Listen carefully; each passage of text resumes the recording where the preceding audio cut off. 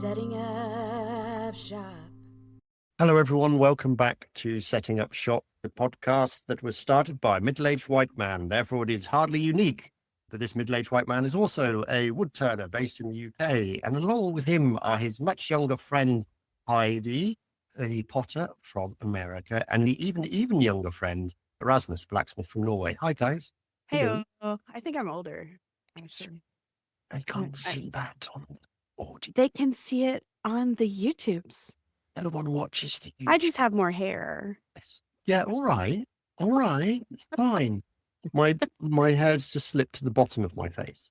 I love the way that I moved my You're like, let me prove it. Moved the top of my headphones self-consciously to cover that one extra strip of where I'm balding. It was really effective. Nicely down to my butt. Okay, well, this week we looked at our list of topics and we decided we didn't feel like talking about any of them. Nope. So on the fly, we have made one up. Well, not made one up. It's still a good topic to talk about. And it's talking about additional value. It's talking about the things that you may or may not add into a sale, whether it's at a market stall or whether you're posting something to someone. Rasmus, the title for this one could probably be called Stickers and Shiz. That would probably be like, a really grabby title that would make so many people find it when they search the SEO. Definitely. But yeah, it's basically, do you put anything in as a freebie or as a bonus for the sale? Or if people are buying stuff at the stall, do you add anything to it? And this is going to be a very open question in a way, because there's so many different factors to it. But I'll start off by just talking about in the day job, there's a certain brand that I buy from where they used to, if you spent over a certain price point, they would send obviously all the goods you'd ordered, but then also like a packet of biscuits, cookies, as the Americans might say, or like, bags of sweets for all the sugary goods, which can be a nice thing. And I've ordered things from other companies in the past where they've done that to the end user as well. And quite often it will be over a certain price point. That's when that will happen, or whatever it may be. So the kind of things that you guys might have done, Heidi, as this was your topic in the first place, you've obviously got it at the forefront of your mind. There's a few things you've been considering that you used to do. Sure. I mean, standard for me is stickers. Like, I have them to like toss in a bag with my business card or toss in the packaging with the note or whatever when I ship something out. But I was thinking back to some of the other things that I would just make a ton of at once that were just kind of like little tchotchke things. I was making these little pins that just said like silly little pottery phrases on them, like "let's get muddy" and "I'm your local pot dealer" and those kind of things. Like just something really silly to put in the bag or the box. But also at my booth, when I would be selling in person, I have like all of the little tchotchke things, like little tiny ring dishes and little, I was asked to do pawns for a chess set by a maker a few years ago. And I made a bunch of little tiny pawns and they were all over my table, along with like little magnets with my pottery. I make a lot of pieces that I put a badge on the front of or a medallion. And sometimes I just have all these extra medallions. And so I'd fire them anyway, so that I'd just turn them into magnets and they'd sit on my table. And sometimes people would really think they were fun and maybe they bought like 30 pieces or 5 pieces, or they bought one really big piece. And I would just kind of toss one of those in there just as a, hey, thanks for shopping with me. Yeah, I mean, things like a fridge magnet can be something that can be, all three of us could potentially make. I know there was a guy who at one point said to me, one of the things he does a lot, he was a wood turner, was he would get like the branch of a tree. So rather than the actual trunk wood or whatever, he would take a branch that would be of a certain size and then just slice a load of that up and just hot glue a magnet to the back of it and go, there you go, that's a fridge magnet kind of idea. So it was a minimal effort job, and it wasn't a product he actually sold, but it was the sort of thing he could add into a sale or into whatever as kind of like here's a added bonus. And I'm sure, you want to magnetize everything, don't you, Raz? No, I don't want magnets on anything. Well, I don't want any of our stuff to be magnetic. That's more like it, because then dust, grinding dust and forge scale sticks to it, and that's iron filings. It's fine. It's good. Yeah, no. The picture. I have an anvil that's slightly magnetic. It's very annoying actually. But yeah, I I do a few different things, but I think like for the most part, it's just like I have my logo sticker and I add that to every single order. See, I feel a little bit behind because I have not got my logo on stickers, and you both clearly do have. I know I changed my logo, but I never had my original one on stickers either. I did, but mostly for packaging purposes. So when you wrapped up in paper or whatever, I'd use the sticker to hold it in place. Mm. But no, I've not done like any form of new logo stickerage yet. I feel like I Really? should probably get that done. I've You got should. business cards for that bit. Were you part of the contingent of makers that was anti-sticker swap? No, I liked the sticker swap. I really enjoyed the sticker swap. I actually had different stickers for the sticker swap because it was Prima wood turning time. It was wonky workshop time. Right. I have one of those on Pointed. my wall. Yeah, I got very disappointed because I spent a lot of time making sure that the words Wonky Workshop were very slightly off center. No one who noticed pointed it out to me. I was waiting for people to go like, "Oh, your words are slightly off center." I'm like, "Yeah, because it's Wonky Workshop. That's the whole point." So I got, my kind of arrogant assumption of, oh, no one will notice and I will get to point out that's the reason why, was just completely undone because everyone just got the joke in the first place or didn't notice. But yes, no, I don't have a current sticker that is of my current logo. I'm really shocked.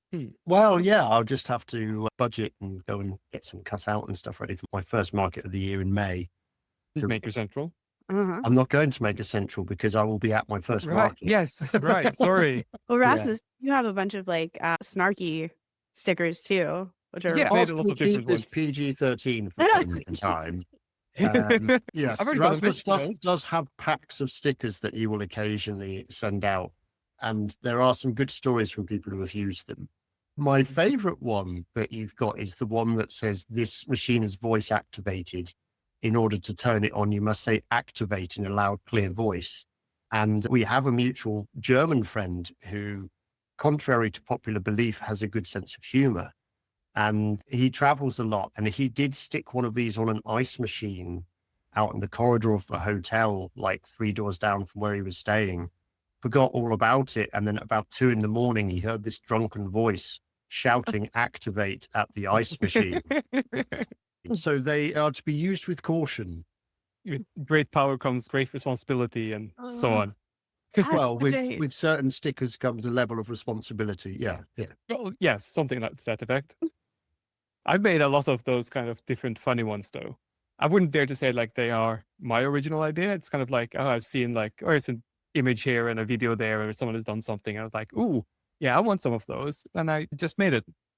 But I have, the voice activated. There's engaged brain before using this machine. Yeah. And there's danger, don't touch. Not only will this kill you, it'll hurt the whole time you're dying. Yeah. Yeah, that is one of my favorites. You also had the special ones you had for a previous podcast that had different QR codes on them that you handed out. Yes. And Did anyone actually get caught by that QR code? Oh, yeah. So the first time at Maker Central, when we were handing that out, there was someone with the exactly right nerdy brain who saw a QR code and go like, oh, I really hope this isn't a Rickroll. And I had purposely given them the one that leads not to the podcast, but to the Rickroll video. Which immediately made me a new best friend for the weekend. Heck yeah.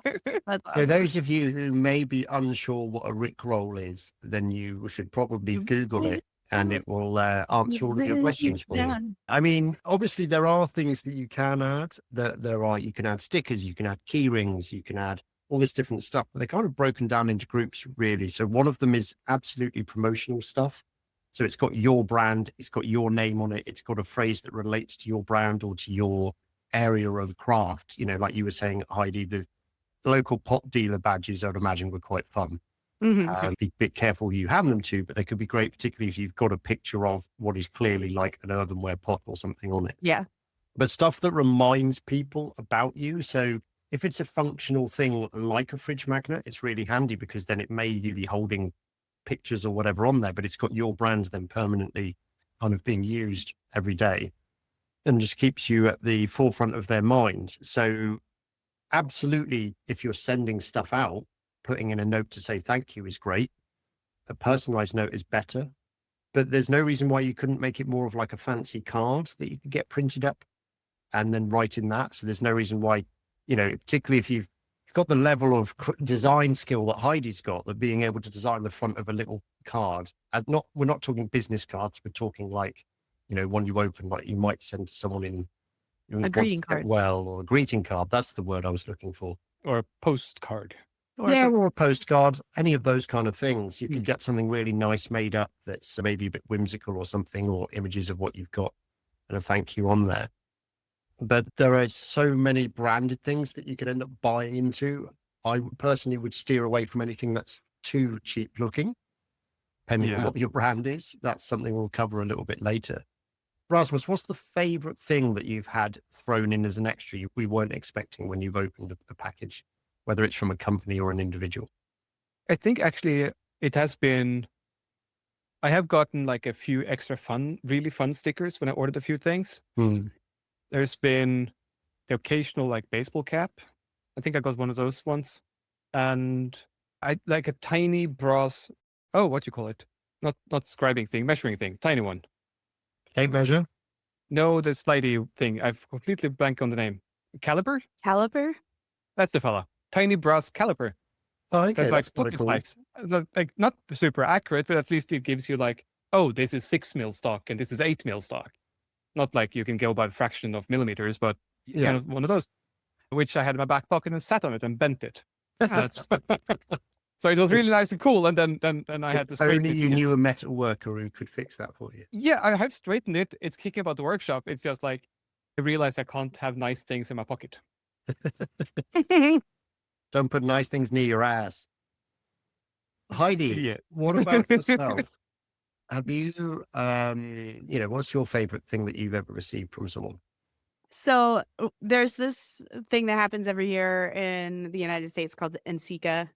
It stands for National Education Ceramics Association, I think is right. It's held in different cities all around the United States.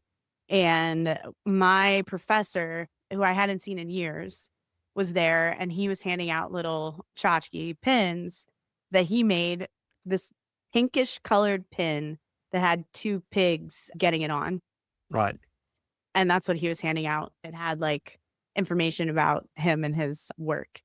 And I have cherished that. It's followed every single one of anytime I moved into like a new book bag or whatever, it's always the pin that goes on my book bags. And it's personal because he was my ceramics teacher. But number 2, like how flippin' clever to make it. And then he just like has his name on the back.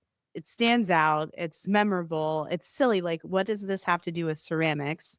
But I don't know. It's not utilitarian in any way, but it's one of those things that stands out for me of like, this is what he was handing out at the events, which was cool. The other thing was Scut. It's a kiln manufacturer, and they also make pottery wheels, but they mostly are known for kilns, and they were handing out decorative kiln plugs. So they're these little ball things that have a tapered end to them that go into the circular, not your asshole. Come on. This is not a butt plug. It is a kiln plug, and it goes into the people. Maybe I should have saved this for the after show. Maybe. It goes into the peephole on the kiln that usually remove to like look at.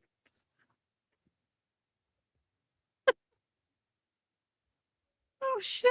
Do you need me to start talking at any point? You're right now, Heidi. You get it?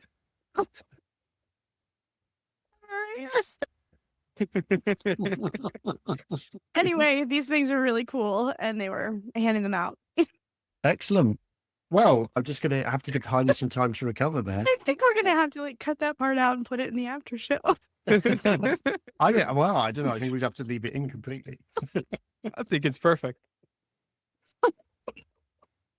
It's the fact I didn't even say anything. I just looked at you, and that was it. But the thing is, like from my perspective, it's you and Rasmus, and when you made that look, you kind of looked over to Rasmus.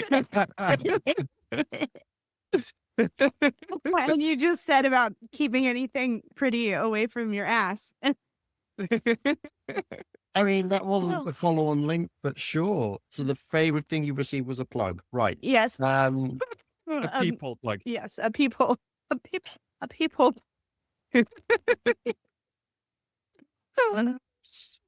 It's late on a Friday, guys. It's been one a of those long things. It's been a long week. It's been a long week. Do you know what? Even though I've asked both of you that question, I'm not entirely sure that I can say what like the best freebie is I've got from things. I mean, it's probably going to be something edible because that's, other than that, most of the free stuff I've got has been stickers, which are cool. And it's nice to get a note as well and that kind of thing. But stuff that stands out or whatever, it's still been like a key ring or a letter or a sticker. I was trying to think, I was sure for a brief moment that the scale banana I've got was an add-on, but I think I might have actually paid for that. I honestly don't remember. I would have had to have bought it from you, wouldn't I, Raz? The aluminum one? Yeah. But either from me or from Jürgen. I haven't Who ever make bought them. anything from Jürgen, so. Maybe, but he was handing out a few of them at the early maker centrals. So it might be a free one. No, I definitely remember missing out on them being handed out and then wanting one, and I probably paid for it. Anyway, this isn't an exciting part of the chat. So yeah, I don't remember anything particularly exciting that I've got. I think maybe something like a ruler, one of those fold-out European like wooden style rulers with branding written on it or something. It's probably the most exciting thing I've got, which sounds very mundane compared to the things, particularly what Heidi got. So the conversation then really sort of goes to, if you were going to do this yourself, if you're going to do it, are you going to do it as a promotional effort, which is where you've got your key rings, your fridge magnets and everything else. You can even add in your notes. It feels a bit more corporate, but you could give out like some form of promo code or some sort of way of, hey, if you recommend a friend, use this thing and then, include whatever. But that feels very corporate-y and not necessarily the best way to do something. In fact, I would actually argue that's probably one of my least favorite things because I take that out and I look at it and I probably am less inclined to use it. And I'm actually also less inclined to buy from that person again, unless they only make a specific thing for it. Because I don't know why, it just like, if you've gone out of your way to find someone who makes handmade stuff, to then receive something that feels a little bit too businessy, I don't know. It kind of makes me feel a little bit disappointed in a way. But I just had a stupid idea. Oh dear, Rasmus just had a stupid idea. Maybe actually for the after show to keep something teased, but I might want to do a combination business card and a handout freebie thing. Okay, well, we'll talk about that for the after show. So make a note about what your stupid idea was so that when we have the after show, which is available on Patreon, the Patreon subscribers only, for a mere £3 a month, then we will actually remember what it is. Because it's me, I quite like the idea of if you're sending something out, so someone's not stood in front of you, if you're sending something out, I quite like the idea of sending some form of edible product out with it, as in like sweets or candy or whatever you want to call it in your country. The problem with that is these days, the amount of people who are allergic to things. And if you're not... I'm just saying Darwin needs his cut every single year. He does, but Darwin shouldn't also be the reason why you lose your business due to being sued for someone who can't read a list of ingredients on packaging. Okay, maybe teach people to read before they buy from you. Where am I going with that? Sorry, never mind. No. Man to fish and he'll eat his whole life. Something like Yes, that. exactly. I have to say, though, you have just reminded me about one occasion where somehow... So in the day job a number of years ago where I was helping in the warehouse, some goods were shipped out and there was someone who was helping us for only one day. It was the only time they'd ever worked in the warehouse. A couple of days later, this person rang up and said, I think you've sent me the wrong parcel. And I was like, oh, okay, can you send a picture of the goods that you've received? And they sent this picture of this box and inside was a large bar of chocolate.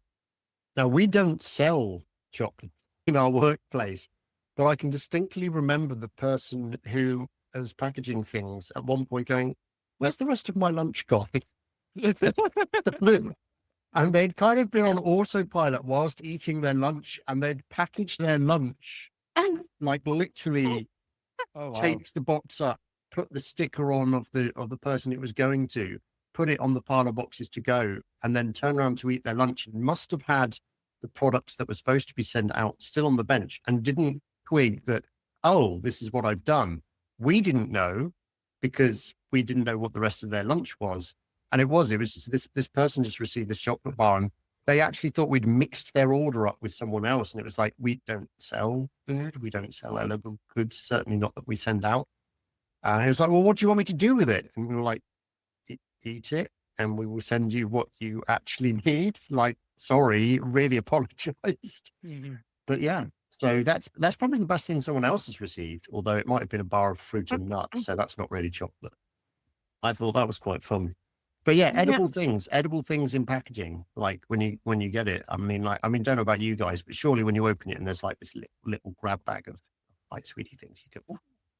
Yeah, it's fun. You know what I like that this one supplier does for me, well, for potters that buy from them, I buy these sheets they're for applying graphics to pots and they're pre-printed. So they have underglaze on them and they're usually like a pattern or whatever. And the sheets are about $1 to $2 a piece. They're about 11 by 17 size and they're on rice paper. So really thin, flimsy material. They get put in a folder and they get shipped to you. But the one company that I ordered from gave me like little trial packs, like small little cutouts of some of the other patterns and colors that they also provide. And I thought that was really cool. It was like, that's a really good little bonus marketing thing. Because it was like, oh, I didn't know they had this pattern, or this is a new pattern that I've never seen before, or I've never tried that color on my pottery before. Might as well, like, I've got this little swatch, I can try it out. So not only is it like oh, isn't that nice? They put this in there, but it's also like a marketing ploy to, if I really like it, then I'm going to order more of it. Yeah, so. Absolutely. Yeah, no, that's a cool thing. So if you did work with pattern-based things or with fabric or with all sorts of other stuff, or there are some people who make like collectible things. So there's someone that I'm aware of who crochets and she'll do a crocheted set. And so if someone ordered a set, you could then also send like one of the next set. So because they're collectible, you'd be like, oh, and here's this of the next set. If you like it, this is like a sneak preview of the next sets that's going to come out. That could be an interesting way of kind of continuing the sales or getting that secondary sale and stuff as well. Good old, the first one's free. Well, maybe. Do you guys remember when you were a kid and they used to sell those action figure toys that would have like a piece of another action figure in the packaging? No. Like, did it have a kung fu grit? Probably. There was like, I think they did it for like Marvel did it with their whole lineup of like X-Men, where it would like build a giant robot at the end. Oh, I think, So it would like encourage you to try and get all of the figures, even the ones that you're not really interested in. When they stick together, like the Power Rangers, when they sort of become the whatever it is, the big one's called. Yeah. Okay. Yeah, no, I do remember that. I mean, none of the stuff we're talking about is new, is it? It's just reminding us of things a bit. Like it's a good exercise sometimes to think about, like, what did you used to want as a child? Like, I was desperate to get the breakfast cereal that got the free toy in it. Because I wanted didn't matter the free what the toy was. And the breakfast cereal was always more expensive version of exactly the same product that was like the own brand stuff. And we always ended up with the own brand stuff.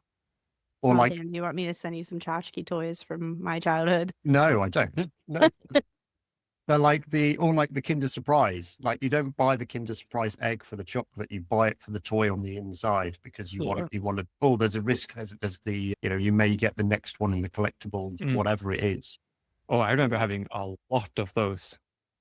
I remember a really good one that we did a thing at college where a friend of mine was desperate to collect. There was a series that came out called Vampirellis or something like that. They were little like toy cutesy vampires. And they had like 4 out of the 7. And where we went to the college was in the middle of the forest. So there was very little to do. There wasn't like you go out in town. You're supposed to, theoretically, that meant you were more likely to study during your study periods. What it meant was that you ran off into the woods and just did whatever. He says as if he ever actually did that. I didn't know. Went into the local town, bought food, came back, and then sat and chatted crap in the canteen. Played a lot of cards. Yeah. So anyway, they were like desperate to like get all of the ones in the set. I remember I think we were walking to the thing, and this was the third day in the row that we'd gone to get these, and I was getting fed up of walking into the town, or the village, I should say, and getting these things and coming back. And I just sort of joked with the guy next to me and said, why don't we just buy the tray? Like, what do you mean? I was like, well, there's like, what, 20 eggs in a tray? I'll go halves on you. Let's just buy the tray. They must, like the law of averages would say that out of the 3 that they need left, they should get at least 1, if not 2 out of the 3. Let's just buy this tray of Kinder eggs. So it's, in fact, because they were eggs, it was 24 because 2 dozen in a tray. Yeah. And so we just walked into this little like local corner shop and just went over and just picked up this tray. Didn't tell our friend who was waiting outside, and put it on the counter. And like owner just looked up at us and we were like, yeah, no, we're serious. Paid for it. And then he didn't have room to have it in a bag. So he just carried this tray like 2 miles back to college. And then we sat in this canteen and just sat there unshelling these Kinder toy eggs. And people walking past looking at us very odd. And one of our friends who was studying psychology just looked up and said, I've got a compulsive disorder where I have to eat these, and just like completely deadpanned it and then just carried on and just started eating chocolate. And it, the whole thing went round. Massive sidebar here. We did get another 2 out of the 3 that they wanted. And then we had a load of duplicates. But one of them, this little bat, hung off like a lamppost. And if you pressed the little button on the top of the lamppost, it actually lit up. And that thing, like the battery in that thing, the mechanism of that thing worked for years. I had this for like 8 or 9 years after I left college, and I kept it just because I really liked that mechanism. I lost little lamp, I think, ages ago, but the lamppost, the light up thing, it gave me a lot of joy because I am a simple creature at heart. Look, it lights up, it shuts off. It lights up, Yeah. it shuts off. Yeah. But long way around of saying, like, if you think of these things from your childhood that you go like, oh, that was really cool, it gave me joy. If there's a way that you can do a similar thing with your craft, with handing it out and go, hey, this little moment used to bring me a lot of joy. Maybe I can pass on something similar to that and make people think 8 or 9 years time, oh yeah, do you remember that time when we bought this thing from such and such? Even if they've not been a repeat customer immediately, there's a chance that further on down the line, they'll talk to their friends about it. Their friends will see the thing and all that kind of stuff. So there is good reason. There is, very good reason why a lot of these companies have done this kind of thing, because it does work. Whether or not you have to hype it up as much as the cereal commercials is a different conversation, really. But yeah, that's probably some of the cool stuff. Now, Ben, if you actually had a market though, like other than, oh, I've got some things, like you said, Heidi, you've got the pawns that you made and all that kind of thing. Do you consciously take stuff with you other than business cards and stickers that you're going to actually hand out? Rasmus, I think you said you actually had some stuff made up for this. Not specifically for this, but we did do some of those challenge coins, maker swaps at Maker Central and such a while back. So I made just a shit ton of those in different styles. Most of them obviously Anvil related, like Anvil key fobs and that kind of stuff. One of them also I made kind of like a multi-tool. Okay. Like a bottle opener and a tiny screwdriver on it. And yeah, I keep those in a few dishes at the market because it's kind of one of those nice, funny little things that people might add on to a sale. But also every once in a while, people just look at the bigger things that they want to buy. And then afterwards they go like, oh, those are cute and funny. And it's like, yeah, have one, please, by all means. Yeah. And it's one of those, when I have people, which is really weird, but it keeps happening. People that follow me on Instagram that I have no idea who they are, and then show up at the market because I'm there. And then I'm going like, yeah, please have one of these. Yeah. Yeah. It's a hint to all of the listeners as well. Yeah, if you turn up to random markets because you follow us on social media, that there is a possibility of some form of a freebie or at least a conversation. Yeah. Please no hugs without permission first. It's definitely cool things like that. So I think, again, I'm behind the curve on this. I haven't consciously set out things. I've done it seasonally. So at Christmas, I've always made sure there's good quality chocolate on the stall. Because, so what I've done is when you've got like a series of bowls, which are going to be meant for snacks, I've filled several of them with snacks. So that you go, look, this is what it could look like on your table. And inevitably people just go, could I have one of the snacks? And they haven't understood why you've done it. But that's fine too. It's all good. It's all enjoyable. So we should probably talk about, though, when it gets too much. And this can particularly be the case when you've ordered stuff online and you're getting stuff sent to you. I think, Heidi, you had an occasion from like an Etsy sale or something where this may have happened. Yeah, it was like an explosion of stuff. Like it was junk, really. First of all, it was just a tool that I needed. It was like a pre-made rib or something that I got, and the person was super generous and super sweet that they took all this time to package this in this way. The carton itself was oversized. It only needed to be in like a small mailer because it's just like a tiny thin rib. Yeah. But it was in an oversized package, I'm assuming, to house all the junk that went with it. But there were like stickers and typical business cards, but then there was like these little toy trinket things, and the tissue paper had their logo on it, and the tape had their logo on it, and it also had filling in it, like not wood fiber filling, but the paper, like kind of springy stuff that was in there. So it had tissue paper wrapped the actual product, and then the tchotchke stuff was just in there with the filler. And it was, the box is oversized with their tape on it. And I was like, okay, why am I feeling overwhelmed by this package? Like, when it was just this simple thing, did I pay more shipping so that you could send me all this junk? Yeah. When all I wanted was like the thing that I actually ordered. Like, I do appreciate that they took all this time, but I don't know. I felt overwhelmed by the packaging. It was too much. And then it was a lot to have to get rid of too. Like, what am I going to do with these tiny little toys? I think Carver was itty bitty, so like it's choking hazard. So I had to throw this stuff away. Like, what am I going to do with all that stuff? Like, I don't know. Question about that. Did you get the feeling that this was them trying to just get rid of stuff and giving it to people instead of throwing it out?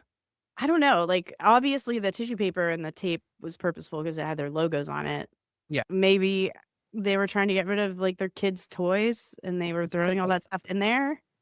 But it was very much like the stuff that you would get from a Kinder Egg, those little plastic toys were in there. And I'm sure that, maybe their business motto was that they were super fun, and that's what they were, like, that was their presence on social media and everything. But it's not why I was buying from that. Like, I wasn't brought to their Etsy store because I was brought in by their charisma. Yeah. I needed the tool, and then I got all this other stuff. So like, part of me was kind of put off because I'm cheap and I don't want to pay for you to ship all this stuff to me. Yeah. Like, you could have halved the shipping cost. Yeah. And then on just top of put that it in is a padded envelope. so much waste. Yeah. So much for me to have to like throw away, and a mess. It was a mess. When I opened the box, it's like just like so trying out to of find interest, if you ever bought anything from that seller again? No. I want their junk. Yeah. I don't know. Maybe I'm like, no, I think you're right. And I think there's a fine line between like, I mean, the fact that, first of all, the packaging is oversized, that's, it sounds like, oh, well, we need, either they have oversized the packaging to fit everything in, which is ludicrous, or that's the size box they've got and they've thought, oh, well, let's fill the space with some fun things or whatever. Fine, but that does seem way too far. That does seem there's the disconnect, isn't there? It's the disconnect in the story. If you've bought something from an individual website where it's like you're following the person and there's everything's linked to it, it kind of makes sense. Like if you were buying, I don't know, what's the name of the tool for tamping down your coffee?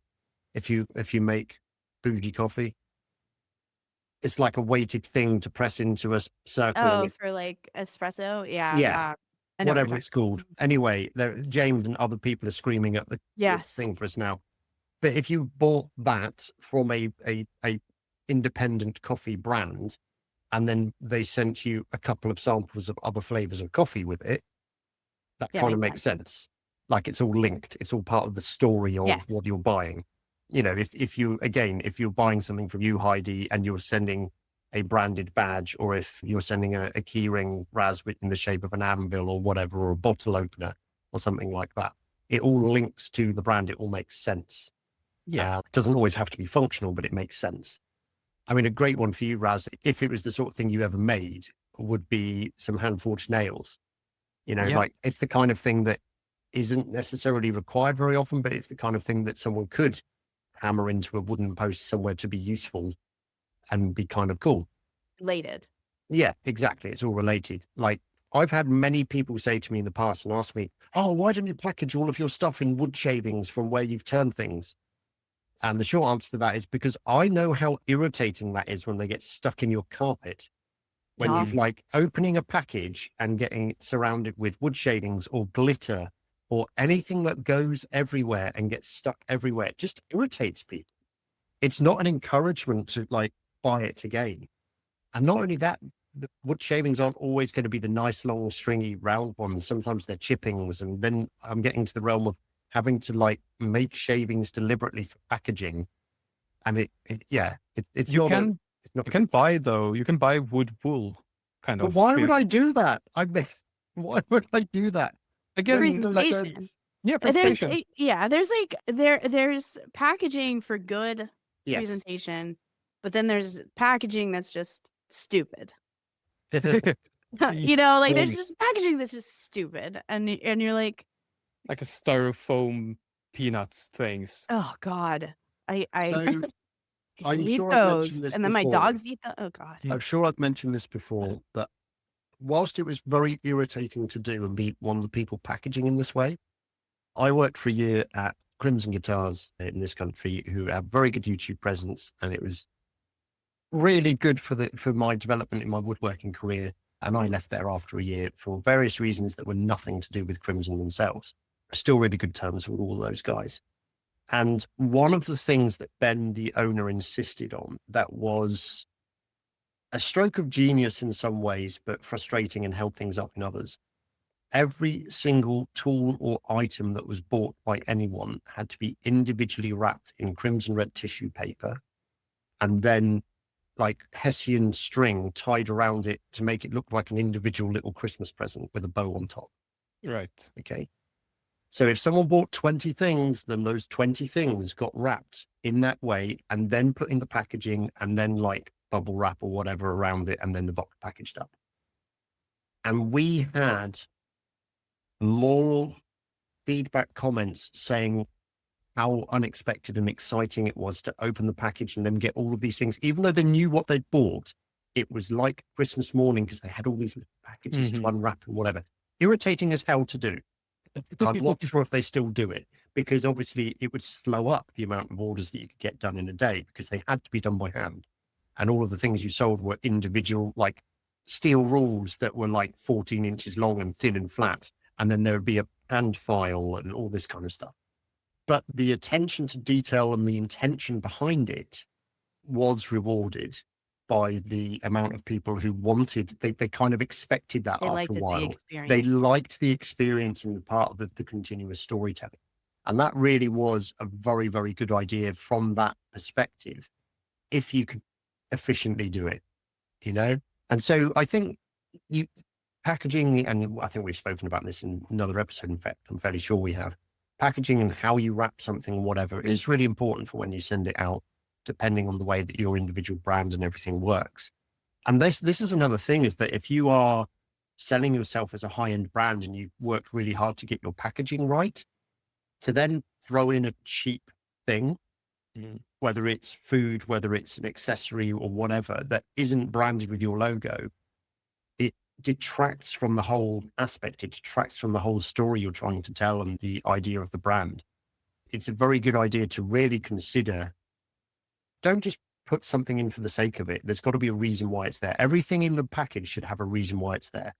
Yes.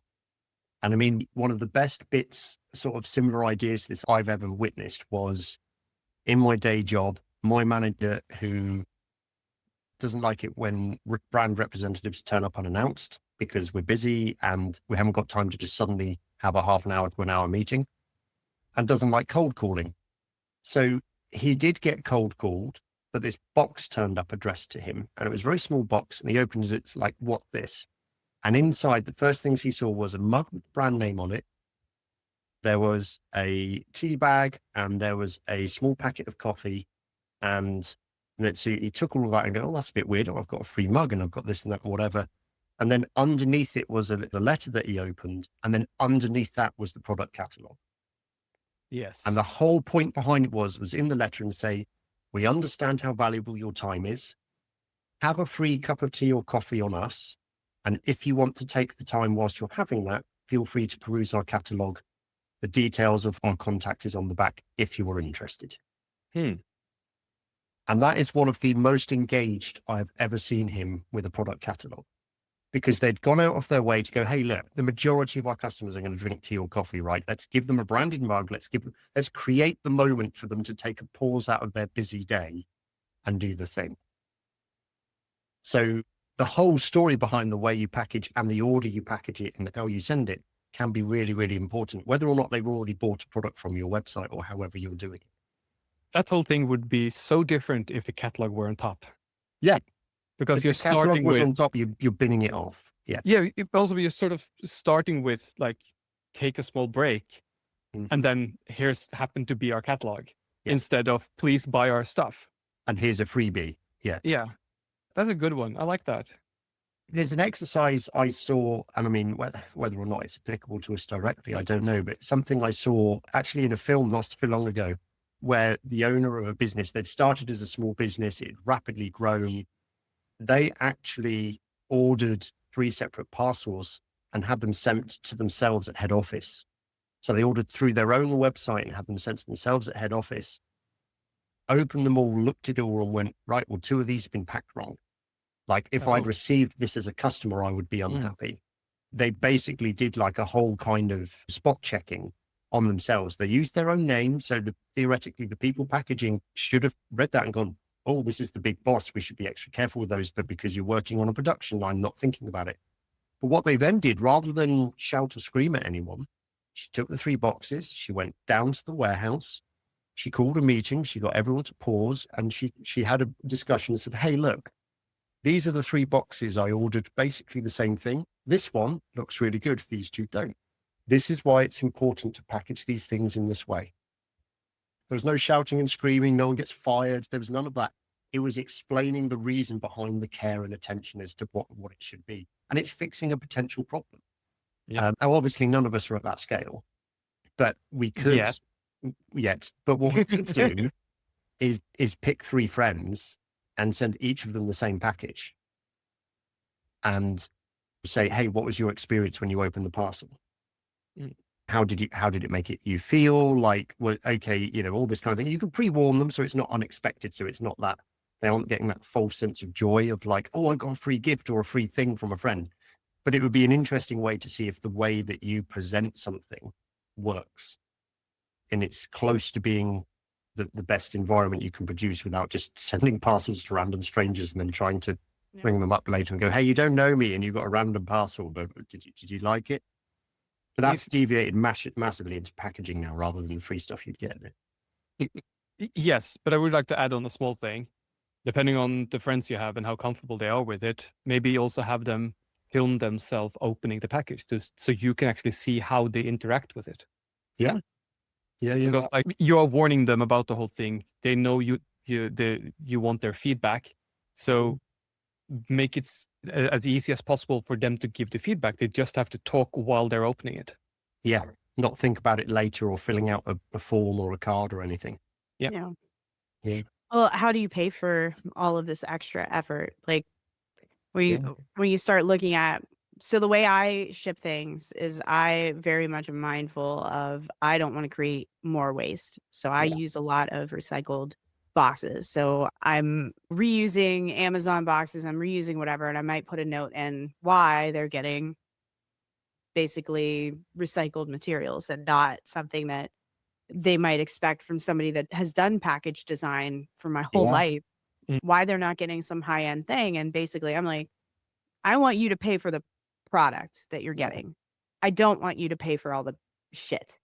Like, sure, it's a great marketing opportunity to have this amazing experience, but what ultimately at the end of the day am I selling? I'm selling a mug. Yeah. And normally what happens is if people aren't local to me, that's why they're ordering it online. It's not because they know that they're going to get this precious experience with the shipper arriving with like all this hullabaloo. They're getting a Yeah. mug. And I could make it a ridiculous experience. I could throw in tea and I could throw in like, Mhm.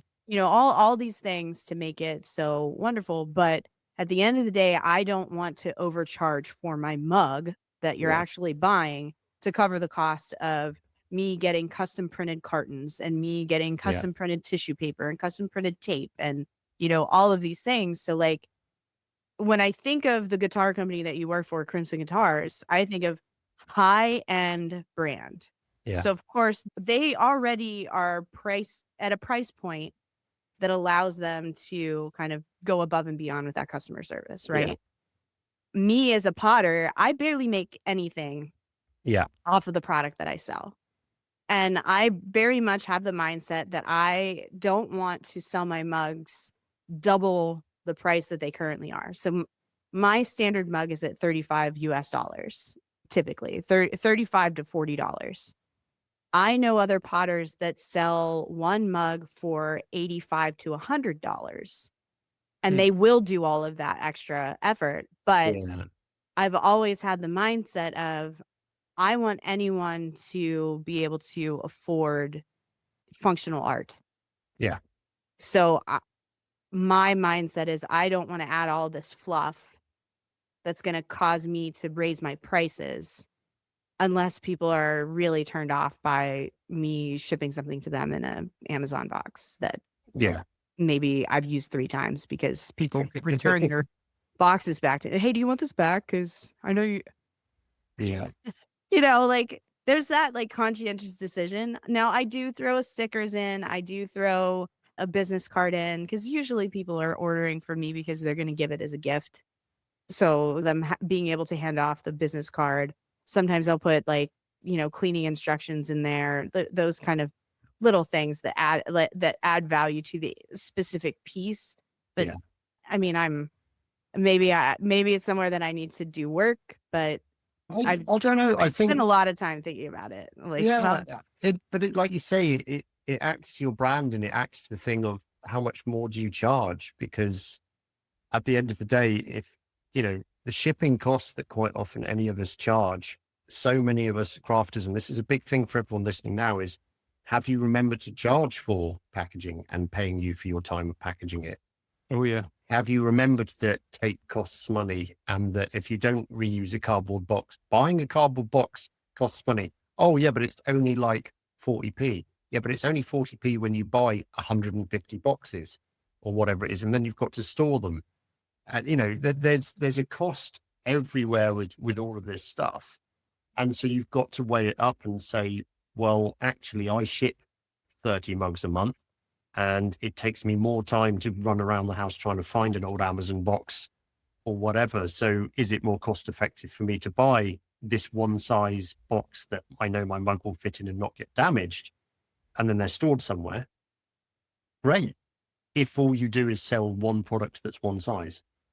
But Heidi, you sell lots of, you've got your trays now, you've got all these different things. I mean, boxes for me are a nightmare because so many of the things I'm selling around. And it's like, right, okay, so what do I put a bowl in where it's not going to, how do you wedge it so it's not going to move? How do you, all of that kind of stuff. And then Raz has got sharp things. Yeah. Like, even if they're not supposed to be sharp, they're sharp things. Like those scale bananas will punch a hole. If you try hard enough, sure. There is that balance between, I totally understand, and I would agree, and I reuse boxes as well at the moment. And even if you're trying to be a high-end brand, you can talk a lot about exactly as you said, hey, look, I'm not trying to pass the cost on to you.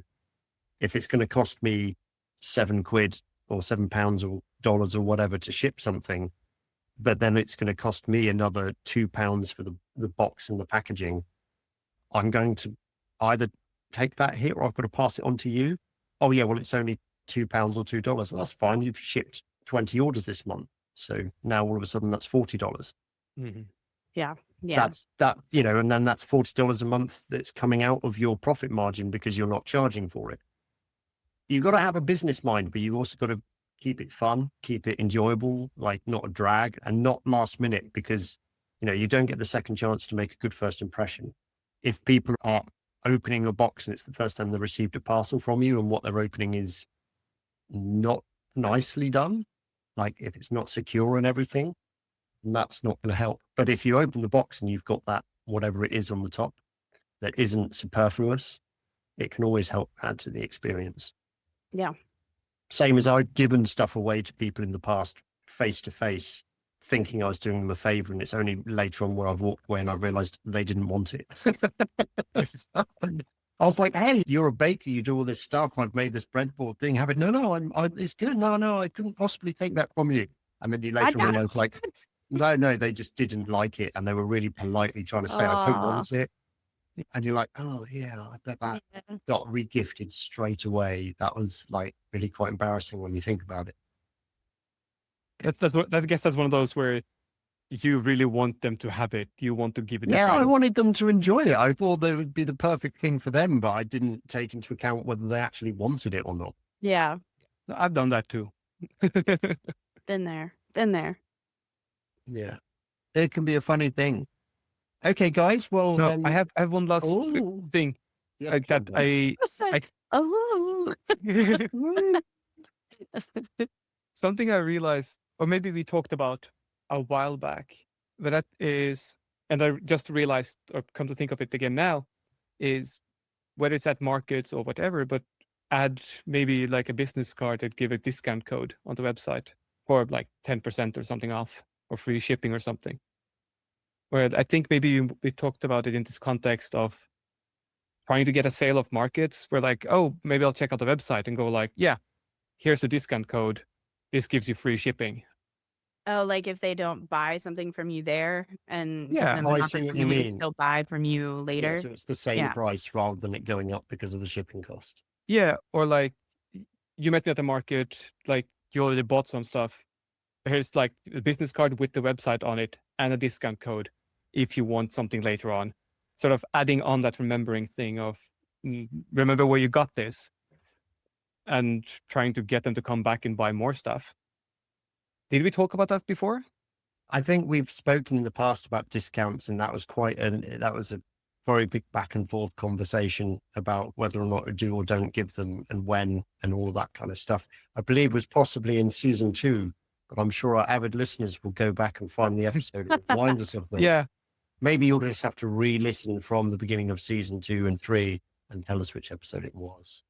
Definitely do that. Anyway, not to go into the whole discount argument again, but there's good reason why you should and shouldn't do discounts for people, both as a small business doing this craft thing on very tight margins, but also you pay quote unquote more to get the customer the first time around than the second time, if that makes sense. So you could, in some sense, make the same amount of money by still giving a discount to return customers, because you don't have to pay more to have them come back.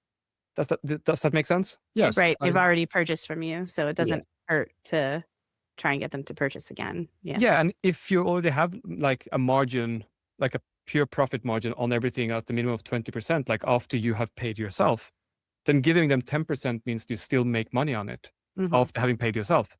Right. So yeah, I'm just mentioning that because I'm realizing, oh, if I want to up my market game this year, what's the small things I can do that might help? And I think actually I will try giving some discount codes to people at markets and just see how that goes, see how it works. Because at the moment, I don't feel like I'm selling a whole lot of product on the website. I'm selling a lot of like tools and tool related stuff, but maybe not so much of the things I actually make that I would like. So maybe that's something I can try. Interesting. Yeah, it'd be good to hear how that goes. I mean, my little thing that I need to focus on to make sure that things go better in the few markets that I've booked in for this year is to actually make some stock. That tend to help, yes. That might benefit me slightly. Excellent, guys. Well, if you want to hear any more in the after show, where we will be revealing Rasmus's secret, whatever it was that I've already forgotten about that he's written down so we don't forget talking about, then you can find us on the Patreon page. Patreon is Patreon, it's website. You can follow us for free, but in order to get to any of the content, there is behind the payment barrier, which is a mere $3 a month. However, if you want to help promote us and understand the times are tight for everyone, so you can't afford that or you don't want to pay that, that's absolutely fine. Best way for us to be promoted is commenting and liking any of our stuff on the podcast supplier that you're listening on, Spotify, Apple, whatever it is, or just telling other people about us, telling your friends, telling colleagues, telling other people you meet at markets and say, hey, you know, whatever. If there's a thing that you've done, like adding plants, for instance, to your stand, and other marketeers go, oh, that's cool. Oh, I like that. I hadn't thought of that. You go, yeah, I heard about that on this podcast. Maybe what we should do, because we still haven't created the Setting Up Shop sticker pack, maybe what we should do is make them available in a certain way so that people can hand out our stickers at their markets to other stall holders. That would be a good thing that we could do to spread the word. If you are interested in that, if you'd be willing and happy to do that, please reach out to us. You can reach out via @setting_up_shop, SHOPPE on Instagram, or info@settingupshop, all one word.com. Or you can find me individually, info@tarrant.co.uk is the email address, or you can just go tarrant.co.uk for social media. Rasmus is @Rasmus Loen, Loen, and Heidi is Whitehall_pottery on social media. Thank you very much for everyone for listening. We've got, I think, is it one more episode of this season, Rasmus? Two more. Two more episodes. All the season's nearly closing. You've got time. Don't worry. We will still be here. We will be recording again in the future. Why wouldn't we? Short of some great catastrophe, which we hope won't happen. But we do also need to know more things that you guys want to hear from us. So please reach out, pop an email in the aforementioned email inbox, and let us know what you think of the podcast. And if there's anything in particular you want us to talk about that you're wrestling with yourself, we may be able to offer some insight on. Other than that, catch you on the Patreon if you're joining us. Bye. Bye. Bye.